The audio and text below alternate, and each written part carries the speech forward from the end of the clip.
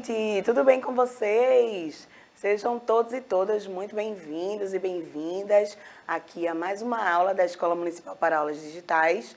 Eu sou a professora Carolina e esta é a disciplina de Ciências. Hoje a gente vai ver um tema novo, né? Mas ainda dentro daquele assunto de astronomia, não é verdade?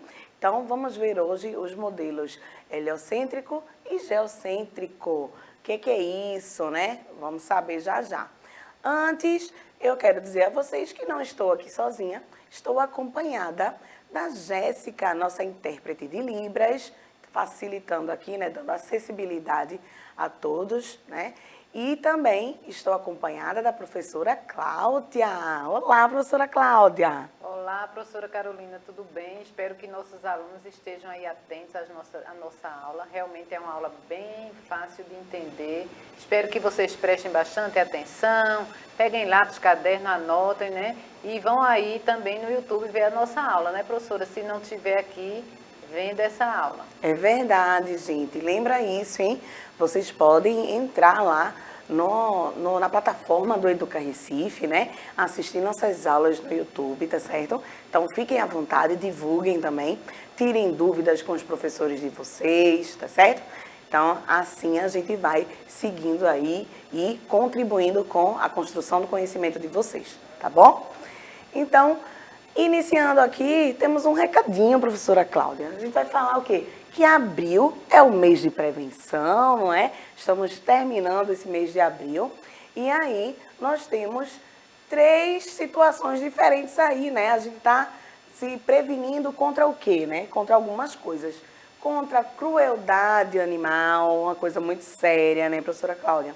Também combate e reabilitação às diversas espécies de cegueira, né? Então, tem alguns tipos de cegueira, né? E as pessoas, nesse mês de abril, fazem essa conscientização, né? Para que as pessoas se previnam, tá certo?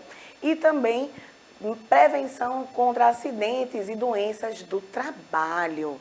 É importante, ó, o trabalho é muito importante para todos nós, né? Dignifica o homem, mas a gente também tem que tomar cuidado com o nosso bem-estar, né? Com a nossa cabecinha, não é não, professora Cláudia? É, professora. E o interessante é que a questão da crueldade animal, a gente vê que à medida que você adota um animal, você tem que cuidar dele até o fim.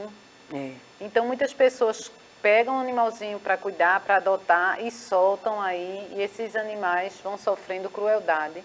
Nós vemos também a questão da cegueira, né? Então, 80%, professora, das doenças causadas por cegueira, elas podem ser evitadas com a prevenção.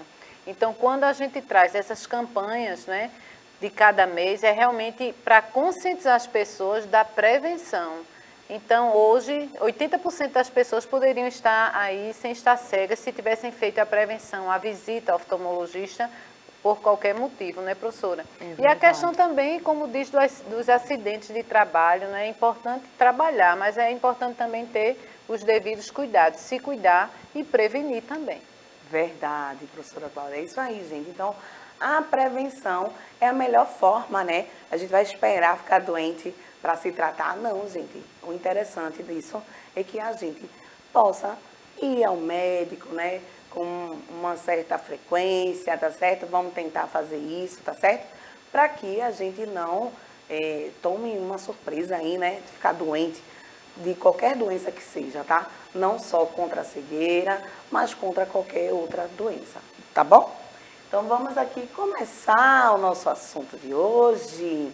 Joga aí na tela, Devinho, por gentileza, essa perguntinha que eu tenho para eles. Isso, olha só. Você já ouviu falar em renascimento científico? Ixi, e aí, professora? Já ouviu falar, gente, aí em casa, alguma vez sobre renascimento científico?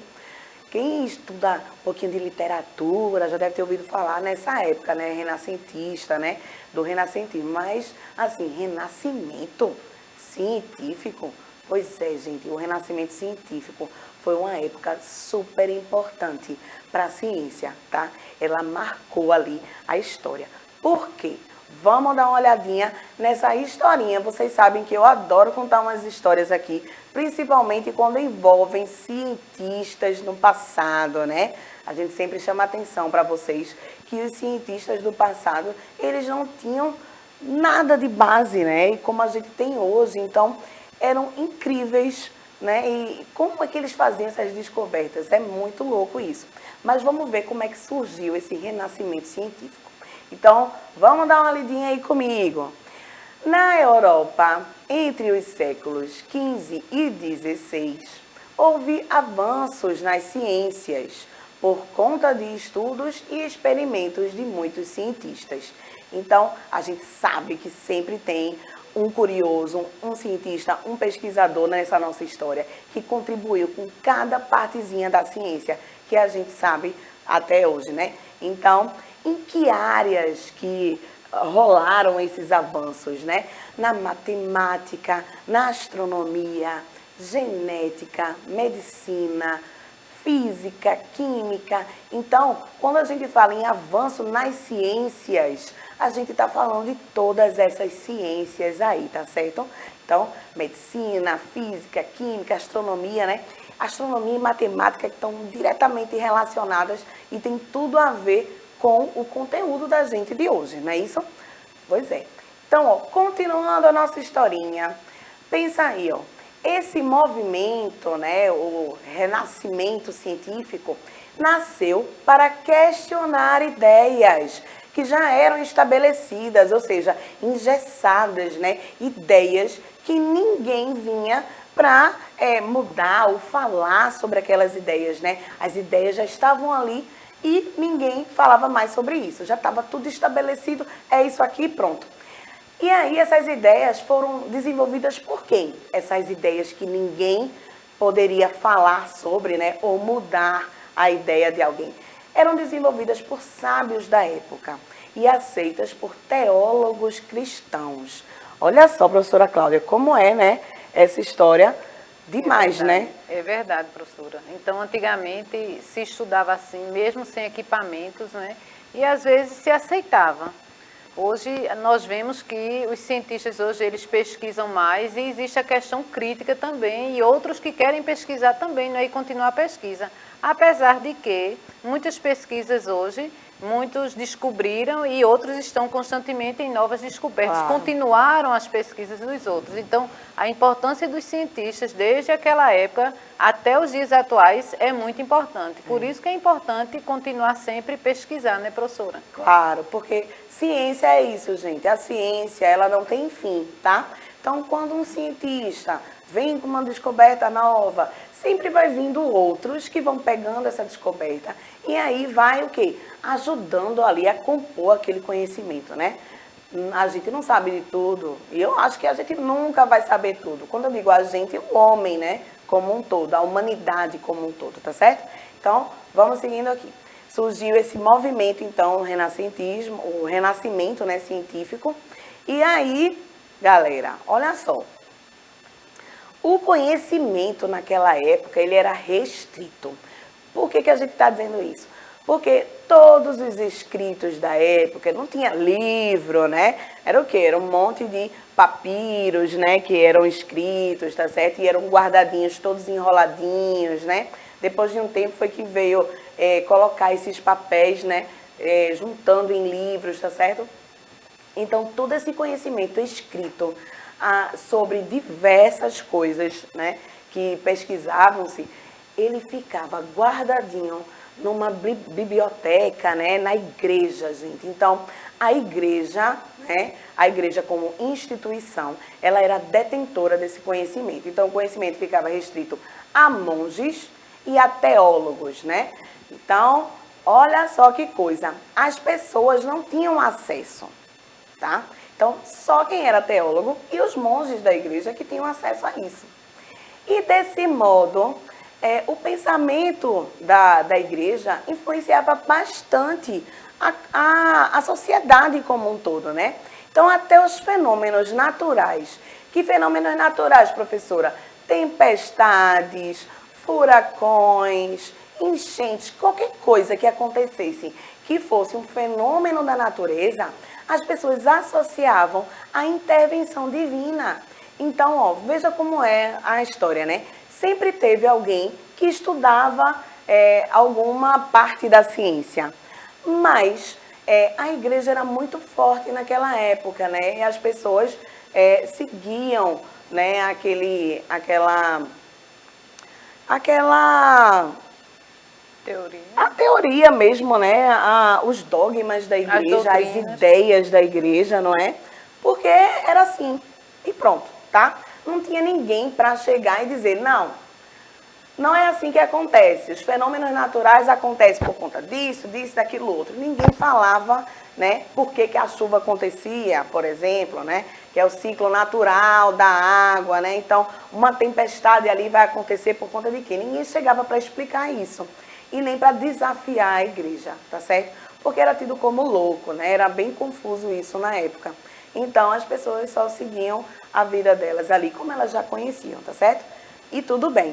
Fenômenos naturais associados aí a divindades, né? Então, Deus foi quem mandou. Então, a gente está vendo nesse barquinho aí, tem uma pessoa que ela está com um tercinho na mão, representando essa questão aí da intervenção divina, dos fenômenos naturais, né? Então, ela está rezando para quê?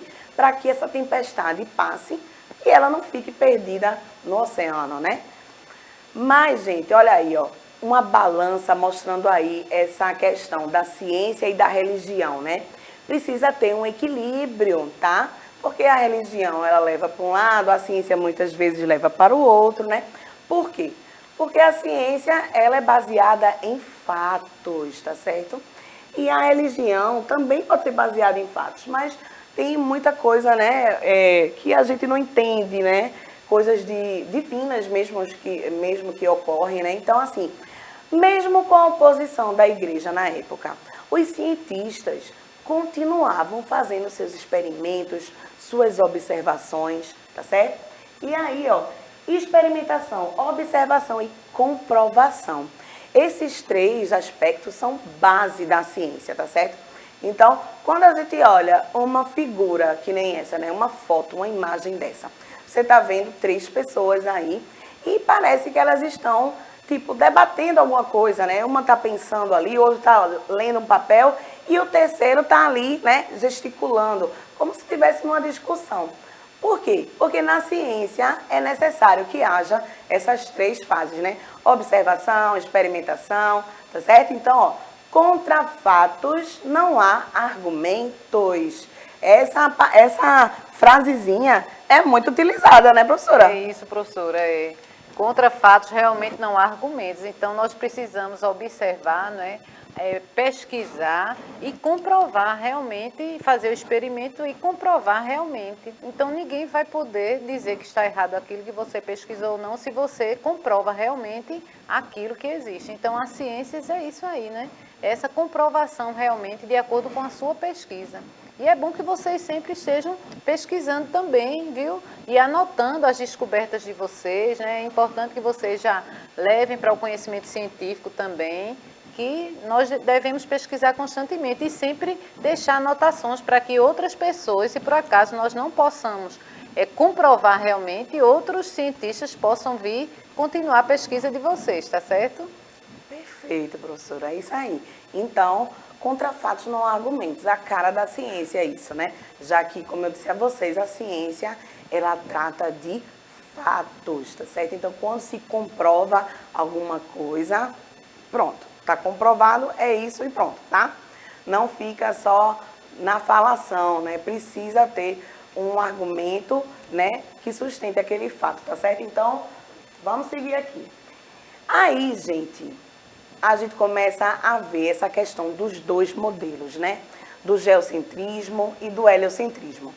Com relação ao quê? A ordenação do sistema solar. Como assim ordenação? A ordenação é o quê, gente? É pôr em ordem, né? Então, ó, nessa ordenação, quem vem primeiro, né? Quem é segundo, quem é terceiro? Hoje a gente já sabe como é essa ordem no nosso sistema solar, né? A gente sabe que o Sol está ali no centrinho, no centro que não é um centro real, né, gente? É um pouquinho afastado do centro, mas a gente fala um pouquinho sobre isso mais na frente. E aí temos o Sol, aí vem quem? Mercúrio, Vênus, Terra, Marte, Júpiter, Saturno, Urano, Netuno, né? Nessa ordem aí. Mas até a gente descobrir isso, eita, demorou, viu? Demorou bastante. Então temos aí foram muitos estudos e debates, né, ao longo de milênios, tá? Porque isso tem mais de 1.500 anos, não é, professora Cláudia? É isso aí, E aí, ó, chega no geocentrismo, que tem como referência o Cláudio Ptolomeu, tá? Um astrônomo da época, né, um cientista da época. E depois o heliocentrismo, que tem como cientista aí, né, Nicolau Copérnico. Mas a gente pode até falar um pouquinho do geocentrismo, né, professora Cláudia? Porque é mais conhecido por conta de Ptolomeu, mas teve um outro cientista, né, da época. É verdade. Da época não, né? Assim, bem antes antigo, de né? Ptolomeu nascer, inclusive, esse cientista, né, já falava sobre isso, né, professora? É o Aristóteles, né? Então, Aristóteles. Aristóteles, ele já teve essa curiosidade de observar o céu. É importante também que a gente observe, né, professora? Então, ele ficava naquela dúvida, como seria o nosso sistema solar, né? Então, ele ficava, como seria o arranjo dos planetas? Então, ele já foi tendo uma pesquisa e já dando, e achava já que era tipo o geocentrismo, o modelo geocêntrico. Ele já deu o primeiro passo para o modelo geocêntrico, foi Aristóteles, né? Foi o primeiro que estudou bem na era antes de Cristo, bem antes de Cristo, né? Isso. 350 anos antes de Cristo. Antes da era cristã, exatamente. Antes da era cristã, ele já estava tendo esse estudo aí e achando que o modelo certo, já imaginando o modelo geocêntrico. Mas o que danado é esse modelo geocêntrico, né, professora Cláudia? É verdade. Esse gel aí é de terra, tá, gente? Então, o modelo geocêntrico, ele fala de quê? A Terra no centro desse sistema, né? Então, acreditava-se que a Terra ficaria no centro e os outros astros é que estariam girando aí em torno da Terra. Então, a Terra seria a princesa ali, né? Do nosso sistema, tá certo? Mas hoje a gente sabe que não é isso. Mas então vamos ver aqui, ó. Esse almagesto que vocês estão vendo aí, né? É uma folhinha do almagesto, mas o almagesto foi uma obra escrita por Ptolomeu, tá? E Ptolomeu viveu já na era cristã. Então, algumas centenas de anos depois de Aristóteles, veio o Ptolomeu e ele pegou essa base teórica que Ptolomeu, ou que Aristóteles já tinha fundado, né? Já tinha feito muitas observações, anotações, e ele colocou o olhar também da época que ele vivia. Então, Ptolomeu pegou o olhar da igreja, né? Ele também era praticante, né, da religião católica e tudo mais, e eles viviam nessa época, que era uma época muito forte da igreja católica, né? Então, ele assumia muitas coisas ali a respeito do sistema solar, que também eram ideias que existiam na Bíblia, tá certo? Então, olha só, a Terra girando, né? A Terra girando não, a Terra no centro, né, do nosso sistema solar. Então, olha aí, tá em inglês, mas dá pra gente entender, ó. Então, a Terra tá no centrinho aí. Depois viria a Lua, né, que é o nosso satélite natural. Então, a Lua no entorno da Terra. Depois, Mercúrio, Vênus em terceiro. Aí viria quem? O Sol. Depois, Marte, Júpiter e Saturno. Então, cadê Netuno? Cadê Urano? Nessa época, Netuno e Urano não tinham sido descobertos ainda. Então, nem estão nesse mapinha. Mas era assim, né, que foi assim que foi mapeado esse modelo geocêntrico, né? O sistema ptolomaico também chamado dessa forma, tá? Olha que loucura, né? Que diferente, loucura, né, professora Cláudia? É bem diferente. E para eles, né, a Terra era o centro e a Terra estaria mais ou menos estática, né? Ela Isso. Ela Não se mexia, né? Ela estaria no centro do universo. E na época eles acreditavam, como a Terra estava no centro, o homem também seria o centro do universo. Olha aí. Eles tinham essa ligação, entendeu, professora? Uhum. Então, e esse modelo, ele durou séculos, né, professora? Sim. Muitos séculos até poder se criar outro modelo. Então, muitas pessoas realmente acreditavam que era dessa forma.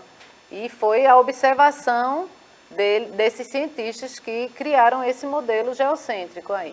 Pois é. E tudo isso, como foi que fizeram isso, professora? Gente, é porque naquela época, né, as pessoas costumavam estudar muita astronomia, era até mais comum do que hoje em dia, né? E como a energia elétrica não existia, as cidades eram mais escuras também, dava para a gente enxergar o céu noturno melhor. Hoje em dia a gente vive no meio de cidades grandes, né? É mais difícil a gente se afastar, a não ser que a gente já more no interior, né? Em lugares mais afastados. Porque a gente tem que estar bem longe da luz, né? Da luz artificial, né? Produzida pela energia elétrica, para poder ver o céu noturno, enxergar a luz das estrelas, o brilho das estrelas e também esse brilho que é refletido nos planetas, né? Na superfície de cada planeta. Então a gente só vê planeta aqui por conta dessa luz que vem da nossa estrela, né? Que é o Sol, tá certo? Então, vamos ver aí direitinho como é que fica esse mapinha. Joga aí, Devinho, por gentileza. Ótimo. Aí vê, ó, gente. Então, aspectos das passagens bíblicas, né? Como eu disse a vocês, o Ptolomeu usava esses aspectos de passagens bíblicas para explicar o porquê desse modelo ser organizado dessa forma, tá certo? Então, ó, a Terra está no centro, né? Azulzinha aí. A Lua vem em segundo aí, né? Como a gente viu na outra figura. Mercúrio em roxinho. Essa daí dá para ver melhorzinha até, né? Aí vem Vênus, que é o laranjinha, o amarelo, o nosso Sol. Então, olha o Sol onde é que tá, gente, bem distante, né? Já depois de três, no caso, a Lua não é planeta, né? É o satélite natural, mas aí entrava como se fosse, né, também um planetinha, né? E, em seguida, Marte, Júpiter e Saturno. Pronto. E você vê, olha aí a órbita, hein, professora Cláudia? Olha a órbita como era descrita na época. A gente já falou aqui nas nossas aulas anteriormente, né? Que a órbita do planeta, que os planetas giram em torno do Sol, essas órbitas elas não são circulares, né? Elas são o quê? Elípticas, tá certo? Então sempre tem um momento que cada planeta está mais distante do Sol e um momento que estão mais próximos, dependendo do lugar que ele se encontra nessa órbita. Interessante isso, né, professora? E para eles, nesse momento, a órbita era em círculo. Isso. Então, os planetas que estavam e os satélites, né, eles estariam ao redor da Terra em círculo. Em círculos perfeitos, Perfeitos, né? Na época acreditava-se e a Terra nisso. estática, Estática, né? paradinha. Não realizava nenhum movimento. Isso. E eles observavam isso através do céu, né? Durante o céu. dia, durante a noite, né, professora? Quando eles viam, né, esse movimento das estrelas. Então, eles disseram, oxe, a gente está aqui paradinho e eles é que estão ali se movimentando. Não é isso? É verdade. Pronto. Então, seguindo aqui, olha só, chegamos no modelo heliocêntrico, né? Então, quem foi que começou a olhar esse modelo geocêntrico, né, onde a Terra está no centro, e propôs uma outra teoria? Copérnico, Nicolau Copérnico, astrônomo e matemático.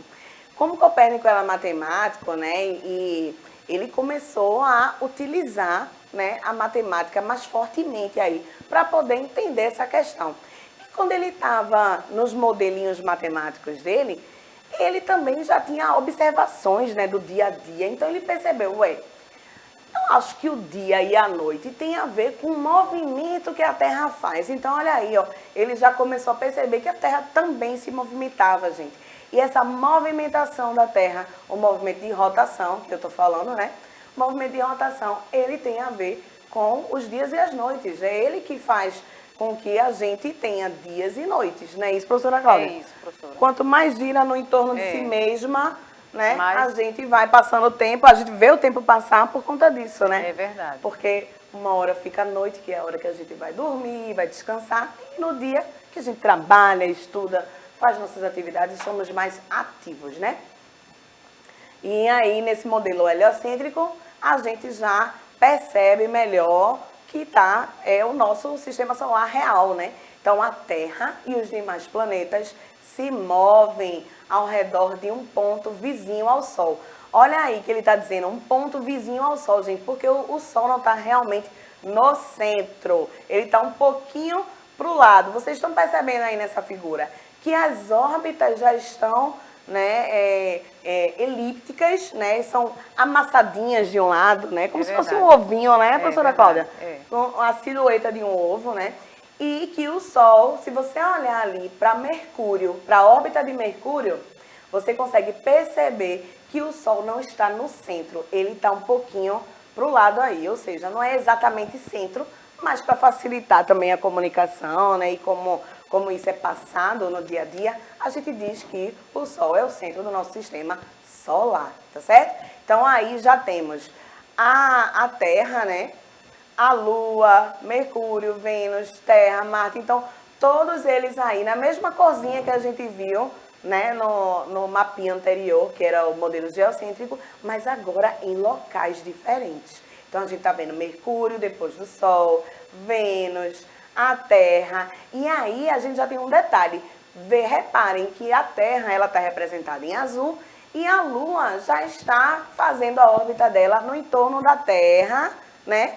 E não numa órbita grande como era antes, né? Em torno da Terra e a Terra no centro do nosso sistema solar. Não, a Lua só está ali mesmo, ó, no nosso entorno, né, professora Cláudia? Já como satélite natural, como né? satélite, e hoje já sabemos que a Lua também realiza 3 movimentos, né, professora? Pois é. E é bem, eu acho que na época nem sabiam que realizava Não, esse eu acho que movimento, não. Eu acho né? que só achavam que era Que um ela movimento. acompanhava só a Exato. Terra, mas aí a Lua a gente sabe que realiza os 3 movimentos também. Então é todo um conjunto, não é? Toda uma Que interação. louco, né? A gente pensar nesse movimento todo, né? 3 movimentos diferentes, gente. É uma coisa bem complicada da gente imaginar, né? Mas é exatamente isso que acontece. A Lua trabalha bastante, né, professora Cláudia? Trabalha bem, professora. Pois é, e mexe com as marés, né? Mexe com algumas questões aqui, viu, no nosso planeta, né? A questão do movimento, do ritmo circadiano, né? Que é o ritmo dos animais, tá certo? É verdade. Principalmente animais marinhos, né? Mexe muito com esse reloginho dos animais. Então, aqui, esse modelo heliocêntrico, ele é também conhecido como sistema copernicano, porque vem de Copérnico, né? Esse sistema. Então, foi aperfeiçoado e comprovado aí por esses 3 cientistas bastante conhecidos e renomados, tá? Depois de muito tempo, porque ó, o modelo heliocêntrico, ele só veio surgir, gente, depois de 1000 anos, 1400 anos, que já era tido como certo o modelo geocêntrico, tá? Olha que tempão que levou, né? Foi. Até esses cientistas nascerem, né? Surgirem aqui no nosso planeta e aí começaram a contribuir. Galileu, Kepler e Isaac Newton, né, professora? Bastante legal, né? Isaac Newton fez a questão também da força gravitacional, né, da atração gravitacional que o Sol exercia com os planetas. Ele quis provar isso, como era um físico, né?